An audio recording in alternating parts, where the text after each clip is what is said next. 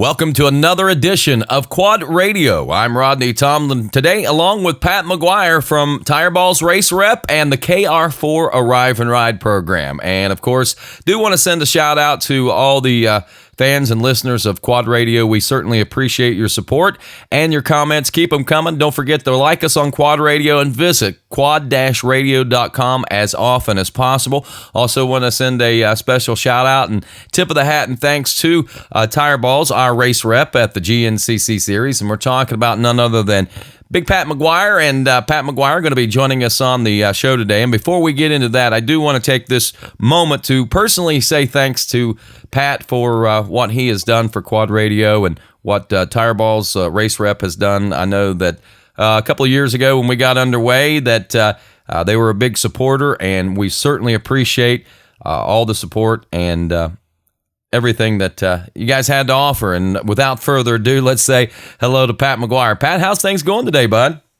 Hey, pretty good, Rodney. Yeah, glad to be part of your show today. I really appreciate the comments, and yeah, we're glad to be part of the whole Quad Radio. Right from the start, man.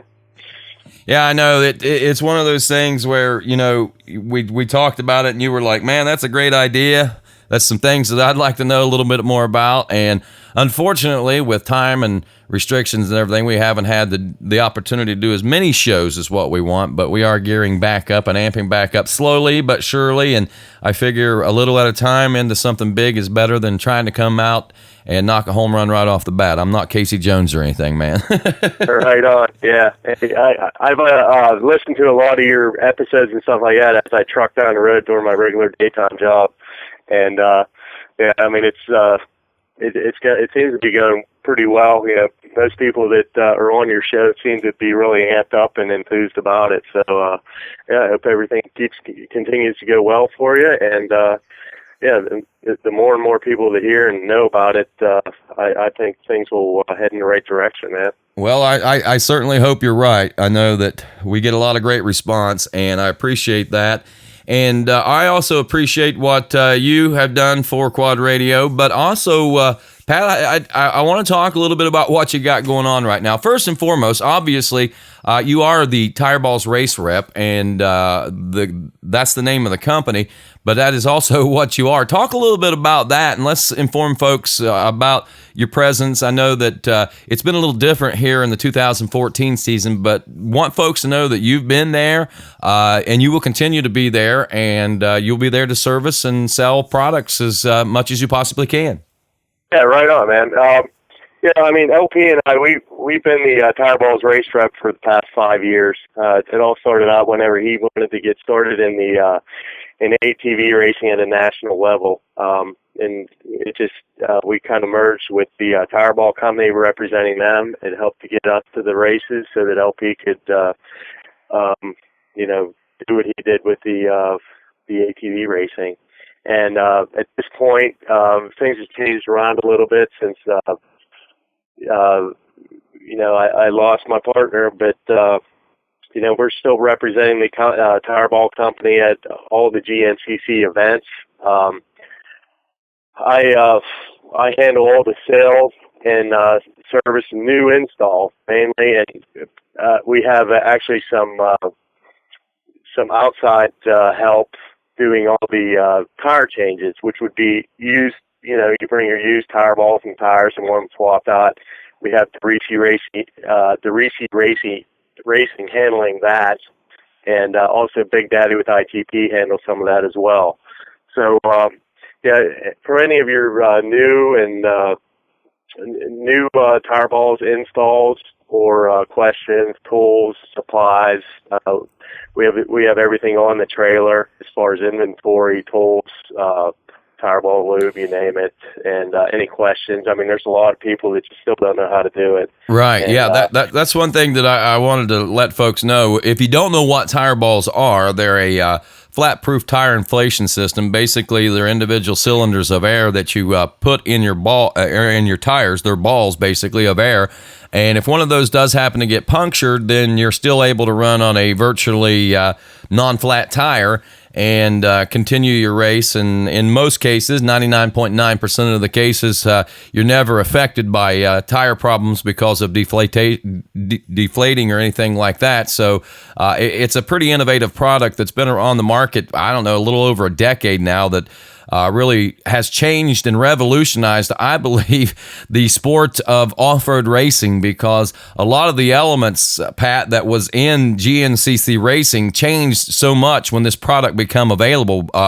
The days of tire changes for the ATVs become rare, and especially tire changes, multiple tire changes, where 1, 2, 3, maybe even 4 tires, if they happen to have 4 flat tires, changes in a pit stop are basically gone. I haven't seen anything like that in quite some time. So it's certainly changed the face of racing, and it has made the sport of off-roading, whether you're on an ATV, a motorcycle, a four-wheel drive vehicle, like a Jeep or something. I mean, it's basically made that, it's revolutionized that, and it's giving you an opportunity to go places that you may have never gone before and be able to return without any issues. Yeah, right on, Rodney. I mean, it's pretty crazy how the Tire Ball Company, like you said, over a decade in the business now. They started out as a product only available for motorcycle racing, CNCC motorcycle racing primarily, and the Tire Balls have grown into an international company, providing different military. Not just the United States military, but other countries' militaries. Tire balls for specialized vehicles for all different things. As big as vehicles as big as Hummers, small as side by sides that are outfitted with weapons and things like that for tactical purposes. But yeah, I mean, we have actually on the trailer right now, we have some big tire balls that are for rock hoppers, which are the big rock buggies that they do those competitions, where they have a course set up, up on like a rock mountain and things like that, like the King of Hammers and things like that. And yeah, I mean, it's really caught on. It's just grown. I mean, in leaps and bounds. It is an amazing product. There's no doubt about that. And even search and rescue companies all across the land are using those tire balls. And Pat, I know that's not what this conversation is supposed to be about, but I certainly wanted to tip my hat and say thanks to you and the great product that you represent there. Sure. Yeah, thanks a lot, Rodney. And we'll be at this weekend's GNCC. John Penton set up and ready to serve and tell anybody whatever they may need as far as tire balls go. And also, while you're there this weekend, Pat, you've got another duty. You kind of wear double hats there at the GNCC now with the KR4 Arrive and Ride program. That's a program that we saw developed on the two-wheel side of things over the course of the last couple of years with the folks at KR4 Performance. And in the off-season, it looks like you guys got your head together and decided to offer a side-by-side program of this same type structure. Yes, exactly. Yeah, Frank and I have been friends for years. He's the president of the KR4 company. And, we got to talking, about UTV racing. And, I brought it up to him. I'm like, hey, what do you think about the Arrive and Ride concept for UTVs? And he's like, yeah, sounds great. So, it didn't take long. We threw it, threw all of our ideas together and, bought some buggies. And here we got our 4 buggies deep now. And wow, you got 4. Yeah, we got 4 buggies that we'll have at this event. And one of them is mine. It's at technically LP's. He and I were planning on racing that one before this even, we even got involved with the KR4 thing. But we got 3 rentals out there. We got 1 rented for the full season, and actually this weekend we're raffling off a ride in the I believe it's the 102 buggy, which is a it's like brand new, man. Wow. I mean, this thing is, it's like a brand new buggy, and yeah, we're raffling off a chance to race it this weekend. Wow. So basically, if I come and or I purchase now, do I purchase ahead? Do we purchase there? How's it all working? Well, as far as the chance to win the buggy to race for this weekend, you just buy a ticket. There's only we only have 40 tickets for sale, and each ticket's $100. I mean, and at this point, we've only sold 7 tickets. Wow. So, wow, yeah, if the chances of pretty good. Yeah. You got good chances. There's no doubt about that. And well, that's great. And obviously, this is just something you guys came up with. I remember you mentioning it to me, and I'd mentioned it at the last round that it was going to be taking place at the John Penton. And from what I understand, this weekend we'll have right up until about 1 o'clock, the start of the pro race, to actually put our name in the hat, so to speak, to get an opportunity to drive this KR4. Yes, absolutely, man. Yeah, that's our deadline. That's our actually long-term deadline. We're hoping that we can shut the raffle down sooner, depending on how much traction we get on Friday. We're going to have a couple girls going around on Friday, letting people know what the whole deal is. And you can actually view it on the GNTC website under industry news. Just check out the KR4 Arrive and Ride UTV raffle. And it goes right down to it. You can actually buy your ticket online. You just give a credit card. It's through Eventbrite. It's all set up online, and it explains everything in full detail. All right, now just quick, what does a person need to have with them? I mean, are they going to be supplied fire suits and helmets and gloves and all that stuff, or what's the deal there? Yes, sir. Yeah, it'll be just as if you were renting a buggy for the Arrive and Ride program. So essentially, you arrive and ride. In this case, you buy your ticket, you have your ticket stub, and showing that you're the winner. And yeah, we provide a fire suit, helmet, goggles, gloves, all the proper gear that's needed. We pay the entry fee, and wow. Fill the thing with fuel, get you on the starting line, and the only thing you really do need to bring is a co-pilot. A co-pilot? Yes, sir. Wow. That's one thing that we can't provide for is your co-pilot. You have to get your own co-pilot.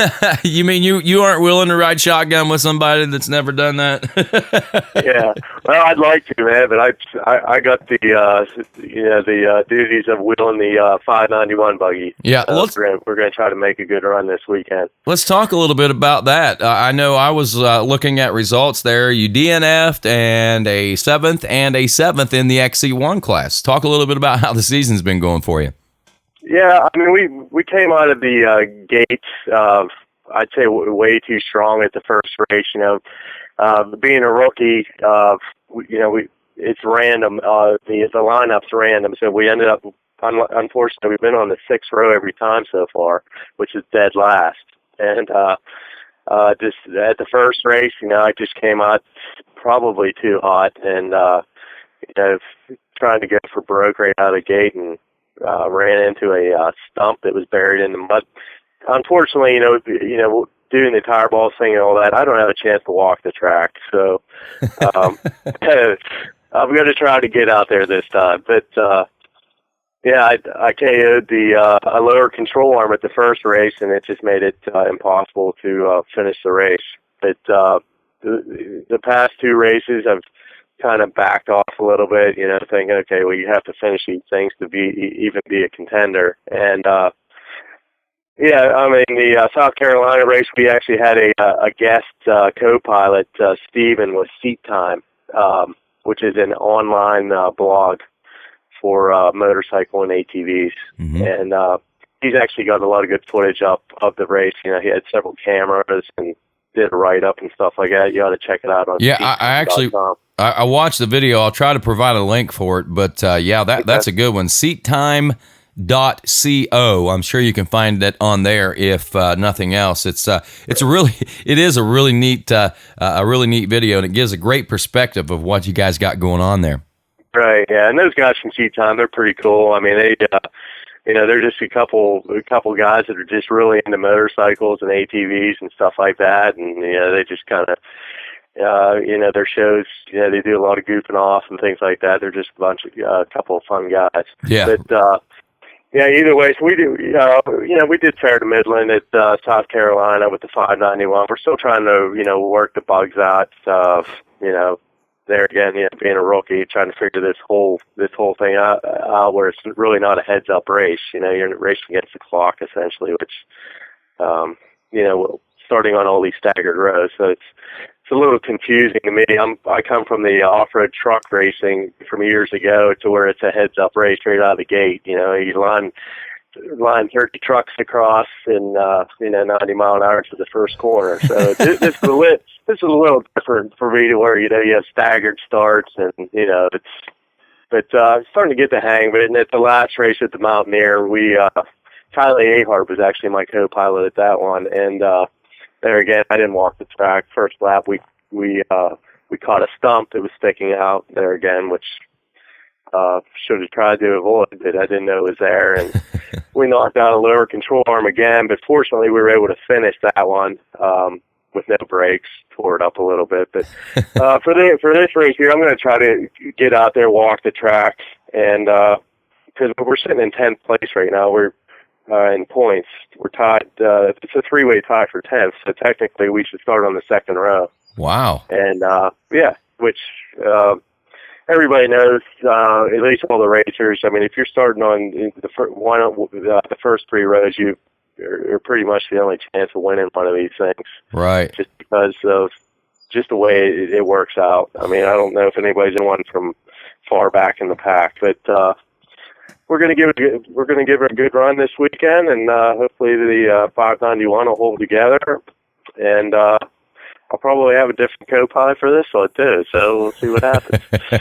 Now, your lady Belinda, is she riding with you any, or she got her own car now, or what's going on there? No, she actually did ride with me at the first one. Of course, we didn't finish that one, and she's been riding. She rode with me at a couple of the A-Works, the local races. But at of course, Steven with Seat Time, he kind of jumped in the seat there at the South Carolina event, and then last at the Mountaineer, she heard it was going to be a rough and rocky race. She thought that she didn't want to get her teeth knocked out, so she decided to sit that one out. Braden Henthorn was supposed to ride with me, but since he busted his jaw, he couldn't really do much after he was done racing his quad. So Kylie, she just jumped in the seat, and she did a heck of a good job. I mean, I think we did all right. 7th was pretty good for not knocking ourselves out on the first lap. We didn't have any breaks the whole race. So wow, yeah, that's people don't understand the technicality of racing a side by side. You think, oh, that's no big deal. Why do you break this? Why do you break that? Well, there's a lot of reasons why this breaks, or why you end up in this certain circumstance or situation, or whatever the case may be. It's one of the fastest and craziest experiences in racing I think I've ever had.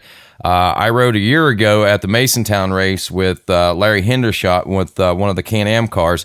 A very exhilarating time, to say the least. I'd ridden once before with Pastor Chuck LeMaster from Team Faith a few years ago. We'd run at, I believe, Somerset or one of the PA races, that real rocky PA race. But anyway, yeah, I remember that. Yep. I ran in that one. It was muddy. I think we scored a pretty good score. We won our class and got a top overall score, if memory serves me correct. Not overall top 3, but I mean we did pretty good. And then last year when I rode in Masontown, I can sympathize with what Belinda was having to be faced with there, because when I rode with Larry, the first lap, we were going so slow that car like to beat me to death. I thought my sternum was dislocating or something, or separating in my chest. And then once we got up to speed, man, I mean, it was amazing. It baffles me how exhilarating, not only to drive one of those cars it is, but just to ride in the passenger seat. I know it's hard to relinquish control to people sometimes, but if you can do that, that is probably one of the most exciting rides I've ever taken in a vehicle in my life. Right. Yeah, man. From what I understand, I've never really been a passenger. I just have this thing where I got to be hanging on to the steering wheel. But yeah, most people say it's better than any roller coaster ride they've ever been on. So, It is. It most certainly is. And it lasts for like a solid hour if you can make it the solid hour, man. I mean, it's crazy. Right.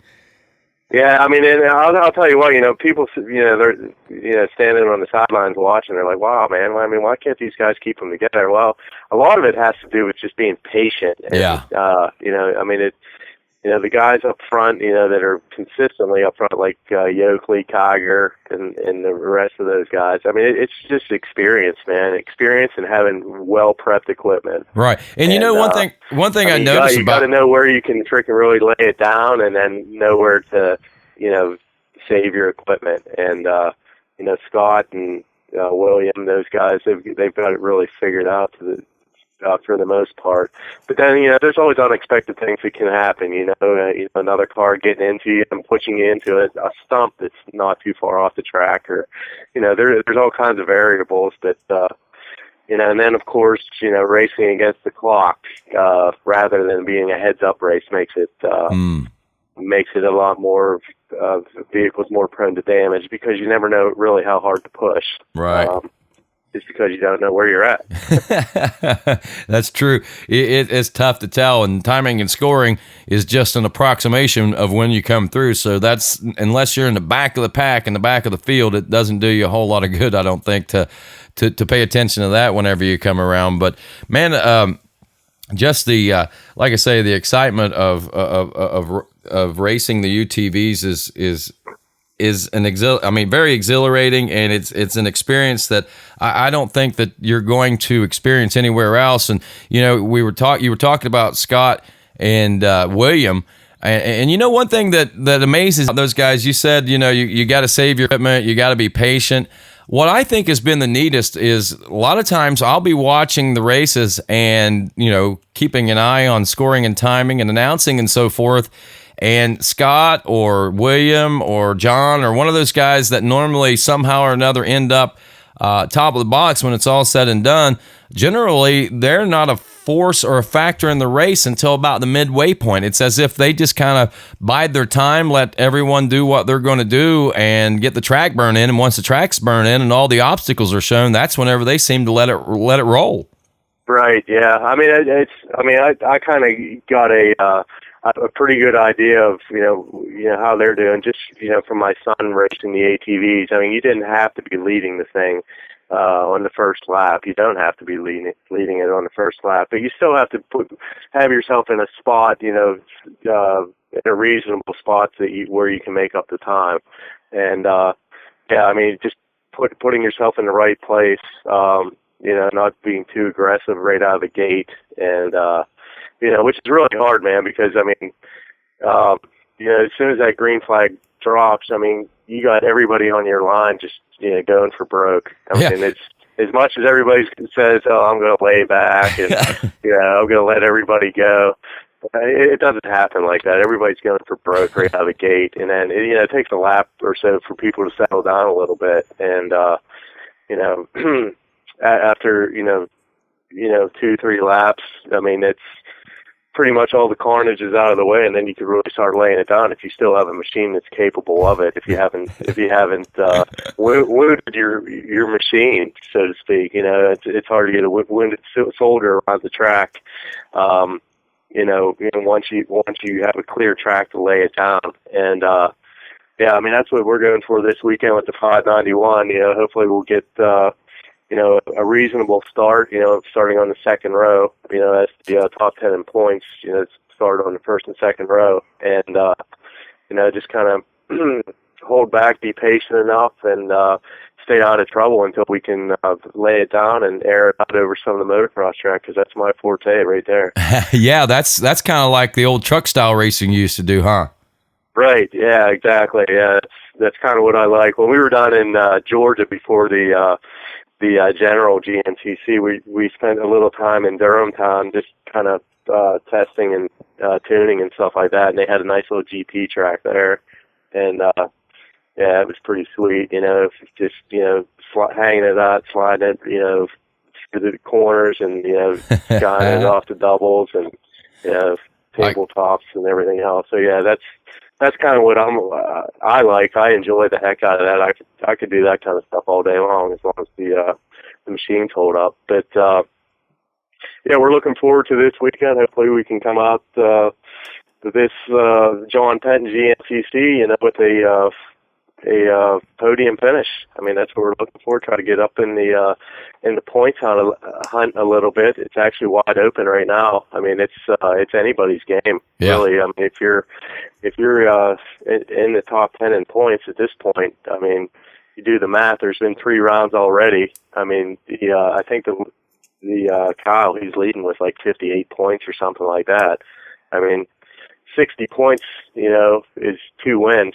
So, I mean, 2 wins in 3 rounds. I mean, that'd get you right up there in the points hunt. So, I mean, that's how I look at it. It's still wide open for anybody, and we're looking for a good run this weekend, along with the rest of the Arrive and Ride team. We got the 555 of Robert Vandermark. He's leading the points in the novice limited class, which.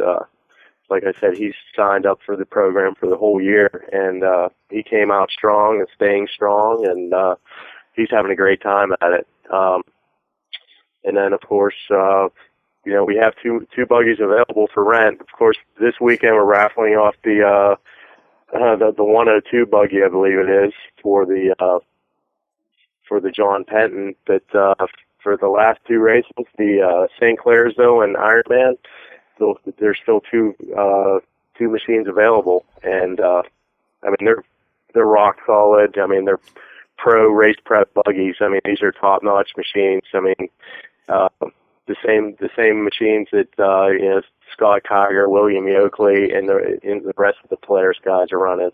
I mean these are great machines, and can't say enough about the equipment that we have. Yeah, no, I don't doubt that a bit. And the neat thing about it is. It, like you said, it all comes race ready. It's prepped. The one thing that I like about it, I know that, and we'll let folks know where they can go to get details on being a part of that Arrive and Ride with those 2 cars. But the neat thing about it is, man, I mean, is that Arrive and Ride program, number one, if you're going to be doing something like side-by-side racing, you got to understand it's not an inexpensive sport to participate in. Number 2, you break it down and race by race throughout the course of a year, and I don't think that you can race as cheap as what you can race a buggy renting it that you can buying it and trying to do it your own. I mean, even if you did the whole season, I think if you broke it down and you rented a car every race, you would still be coming out ahead in the end by renting rather than actually purchasing and trying to build that thing yourself. Right. Yeah. Actually, the one fellow, Robert, the guy that drives the 555 buggy, he did the math. I mean, he's a businessman, and he did the math before he got into this, and he's like, yeah, I mean, it's all dollars and cents, and it makes more sense to sign up for the Arrive and Ride program, especially if you're somebody that doesn't have the time. You right. know what I mean? I mean, you really can't put a dollar figure on time, and there's a lot of time that you have to put in these things if you want a top caliber machine. I mean, there's a lot of guys that come to these races that, just like all of us, we have regular full-time jobs and everything else and this is a side business that, I mean, you have to put the time in. You can't just show up and expect the thing to hold together without having all new parts and things like that on it. It's a huge time issue, and the Arrive and Ride program, both on the motorcycle and UTV side of things. I mean, we take care of all that time that you would normally spend if you were trying to do this on your own.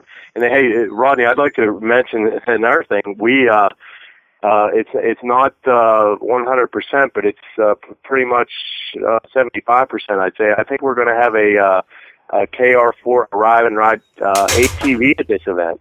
There's a young fellow from Alabama that both of his ATVs are broke down, and he called up Frank last night, and asked if we had any ATVs for rent, and Frank gave me a call. I rounded one up for him, and this kid's going to be possibly riding the number 6 bike of one of Braden Henthorne's race bikes. Wow. For this weekend, and we're going to put the KR4 stamp on it, and so it's going full circle now. Wow. I mean, it's not only motorcycles, UTVs, now ATVs too, and it's great that we have such a tight knit group of people in GNCC racing. I'm real good friends with Rick Henthorne and Braden. I mean, they've been a big supporters of everything that we've got going on, and I'm like, hey, does Braden have an extra bike that he'd want to get out there for a fellow that needs one this weekend? And Rick's like, well, hell yeah. So let's do it right. How did he say it? Well, hell yeah. Hell yeah.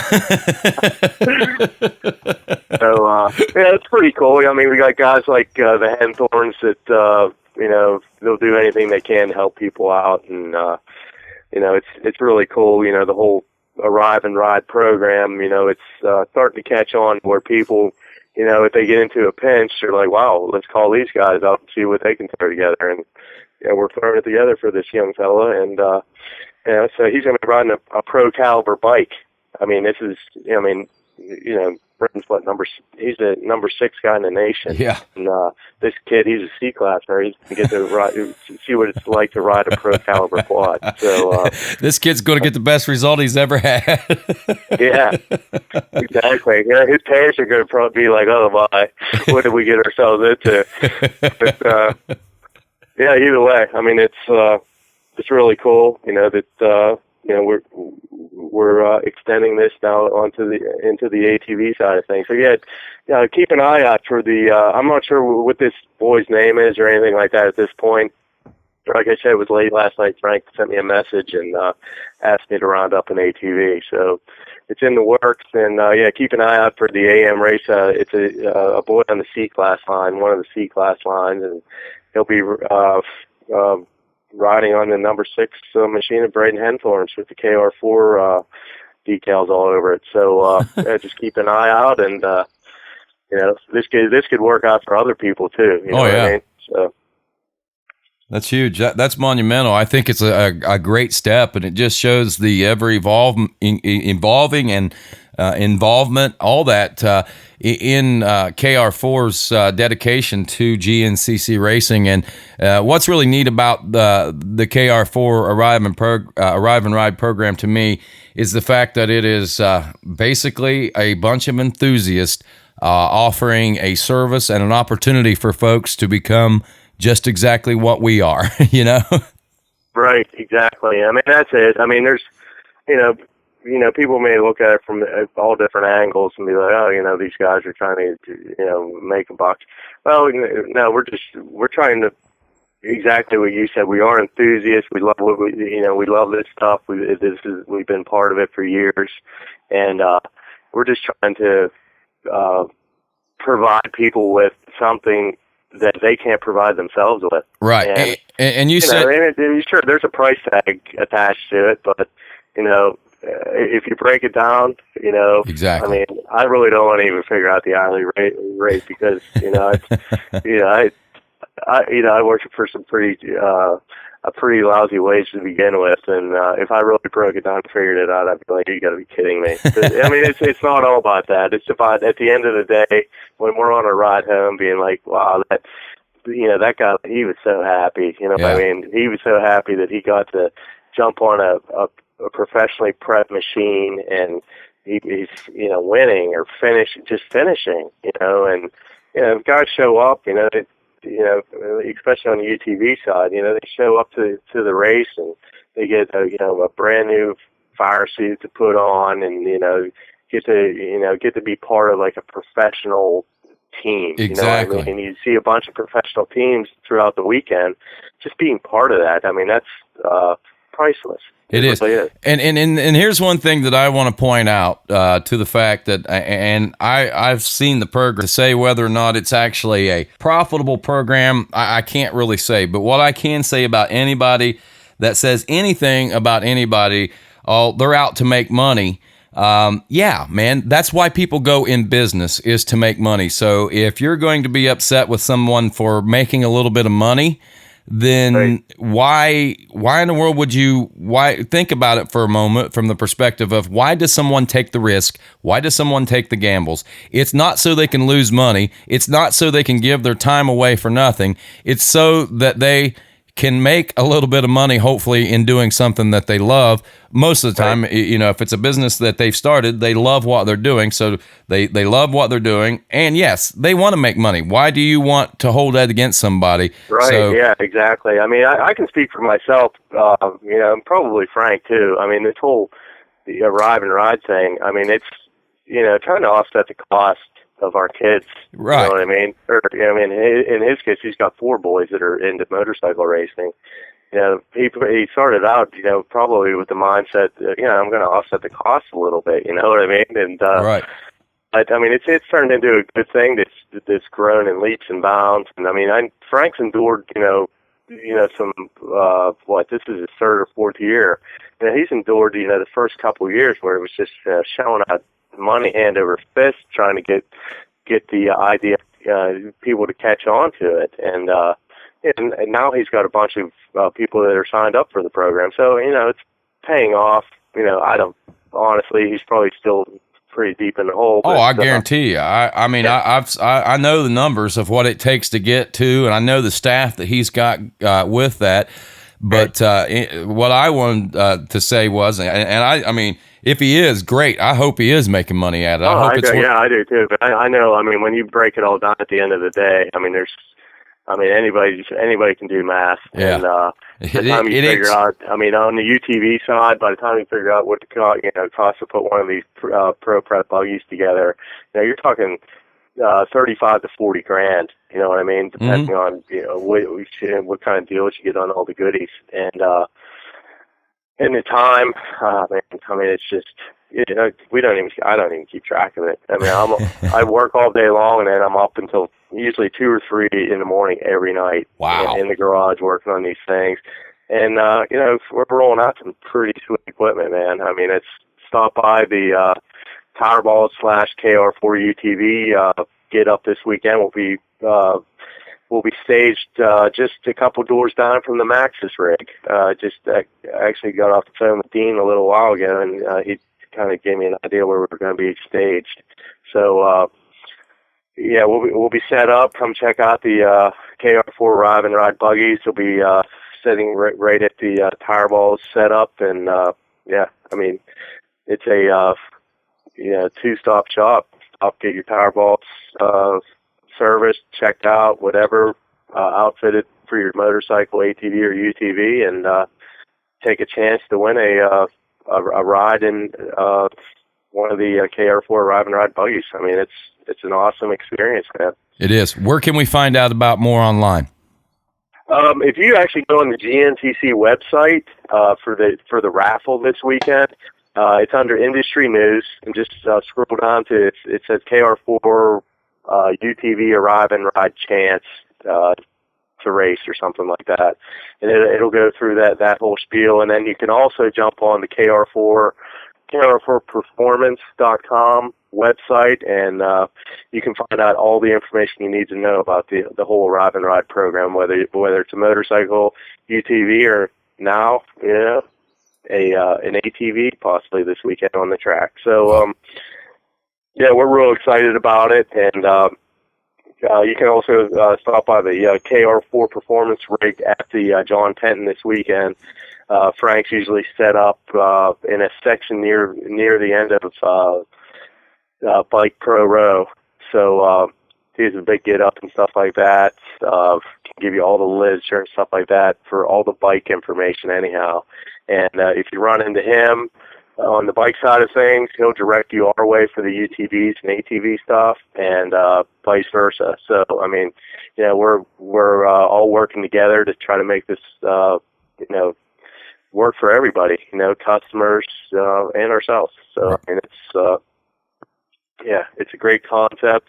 I think it adds a lot to the GNCC atmosphere. You know what I mean? It gives people a chance to rather than just be a spectator, to be part of it, especially with this raffle we got going on this weekend. Yep. So, bring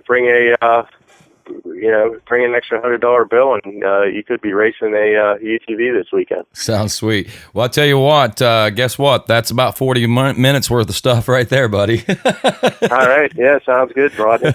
Always great talking to you, man. I mean, we could sit down and talk for hours about, I know. anything. I know. I was thinking, well, are we going to have enough stuff to even talk more than 10 minutes? And here we are 40 minutes into it. So right. I think we had plenty to talk about. When I start talking GNCC, and same thing with you, I think it's hard not to keep talking. Yeah, it's been a part of my life. It's just, it's got a spot, in my heart, man. We've gone through a lot of highs and lows, over the years with LP. He's that was his dream. Jeremy Rice got him into it years ago, and he took it all the way to a Pro-Am championship. So it's I'm going to be part of it for years to come. Hopefully living his dream. You know what I mean? Mm-hmm. He wanted to get into the UTV stuff, and here we're doing it now, and he's riding right along with me every time I'm out there. Amen, man. Good luck, man, in that Project 591 car, and thanks again, Pat, for being a part of the GNCC Nation, and of course being a guest here on the new Quad Radio today. All right, thank you very much, Rodney, and I'll see you probably tomorrow. All righty, sounds good. That's BP, Big Pat McGuire. I'm Rodney Tomlin. This is the new Quad Radio.